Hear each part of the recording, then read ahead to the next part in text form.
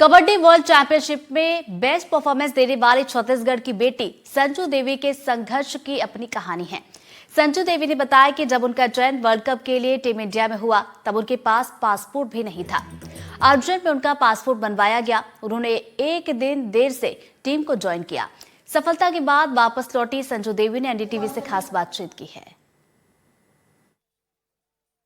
Kabaddi world cup में सबसे बेहतर प्रदर्शन करने वाली, भारत को विजेता बनाने के लिए सबसे योगदान देने वाली हमारे साथ छत्तीसगढ़िया बेटी संजू देवी हैं। संजू देवी को टूर्नामेंट में बेहतर प्रदर्शन के लिए अवार्ड भी मिला है।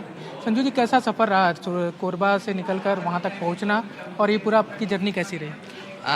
सबसे पहले तो मेरी जर्नी ऐसी थी कि मुझे उसमें ऐसा लगा था कि एक ऐसे एडवेंचर पर निकली हूँ जो कभी ख़त्म होने का है ही नहीं। मुझे ऐसा लगता है कि हर एक फेज़ एक अपनी खुशी लाती है कि आप अपने लिए, अपने देश के लिए, अपने स्टेट के लिए कुछ करते हो। एक छोटे-छोटे पायदान से बढ़कर एक बड़े पायदान में आना और देश के लिए मेडल लाना, ये बहुत खुशी की बात होती है कि एक खासकर एक एथलीट के लिए। आमतौर पर जब बच्चे खेलने के लिए निकलते हैं तो वो बहुत सारे ऐसे गेम हैं जिन पर जाना चाहते हैं, जैसे क्रिकेट है, हॉकी है, और टेनिस है, बैडमिंटन है। कबड्डी का चॉइस, मतलब आप कबड्डी को कैसे चॉइस किया आपने? मैं जहाँ से हूँ वहाँ मेरे परिवार वाले और जितने हैं मेरे भैया लोग और दीदी, मैं उनको देखकर ही बड़ी हूँ, क्योंकि मैंने उनको देखकर ही सीखा था क्या है। फिर मेरी रुचि उसमें आई। मैंने शुरुआत बचपन से था कि मैं थोड़ा सा, मेरा इंटरेस्ट बचपन से ही कबड्डी में था, और उसका ये था कि मैं उसमें कैसे और मेहनत करूं और उसमें मतलब मैं किस तरह से उस फील्ड में अच्छे से कर पाऊं।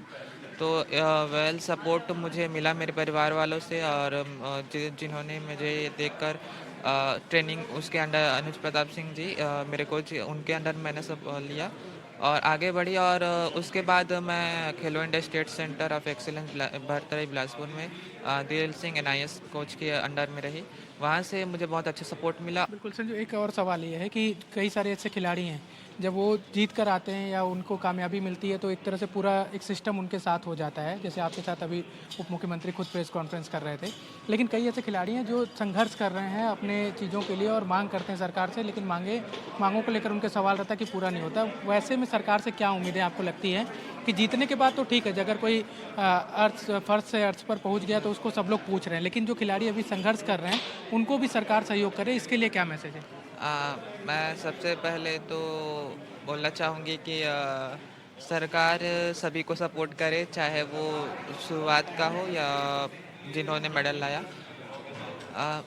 सरकार सपोर्ट हर जगह करती है, पर उन्हें ऐसी जानकारी नहीं मिलती जो ऐसे हैं। तरह से सपोर्ट मिल रहा है। हाँ। अच्छा, एक चीज़ है, कॉमनवेल्थ अब इस बार का भारत में होना है, उससे क्या उम्मीदें हैं और संजू खुद उसकी क्या तैयारी करेंगे? मैं ये कोशिश करूँगी कि मैं कॉमनवेल्थ में इंडिया टीम का हिस्सा बन पाऊँ। और ऐसा है कि कॉमनवेल्थ इंडिया में हो रहा है, तो ये कि यहाँ हमारे इंडिया का है, तो इंडिया का मेडल कहीं और नहीं जाना चाहिए। बिल्कुल, इंडिया का मेडल इंडिया में रहना चाहिए और छत्तीसगढ़ भी आना चाहिए। इस उम्मीद के साथ संजू देवी अभी फिर से तैयारी, अभी एक सफलता मिली है लेकिन उसके बाद आगे की तैयारी करेंगी। अब देखना ये होगा कि जो उम्मीदें पाल कर रखी हैं सरकार से और जो उम्मीदें इनसे लगी हैं उस पर क्या भविष्य में होता है। रायपुर से कैमरा सहयोगी प्रवीण साहू के साथ मिले त्रिपाठी, NDTV।